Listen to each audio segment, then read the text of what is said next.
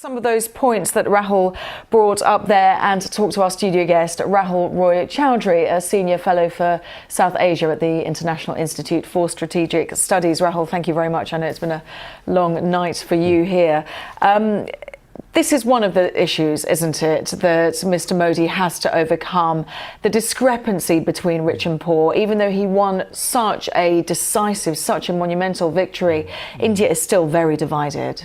Yes, it is. I mean, there's been a high growth rate for the country a few years ago. This growth rate has halved now, so we're looking at about 4.5% growth rate. But the divide between the rich and the poor continues. In fact, in many cases, the rich are getting richer and the poor haven't done as well. But in addition to this, I think there's another aspect that Modi, as Prime Minister, will have to look at, and that is concern over a possible polarization within India of the different communities. For example, we've seen clearly that there's been a concern within the Muslim community in India over some aspects of the rhetoric that came out of the election campaign, not by Modi himself, but by others in the BJP. In fact, in this parliament, we are seeing the lowest number of Muslim members of parliament for over 4 decades, where the Muslim population is about 12 to 15% of the country. Their representation in parliament is about 4.5% this time.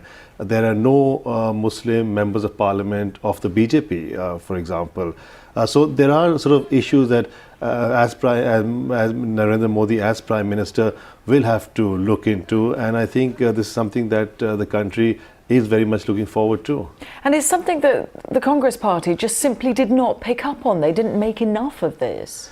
Well, I think, the Congress party had several own goals which resulted in the state of affairs, where you have today 6 times as many seats that the BJP has that the Congress party holds today.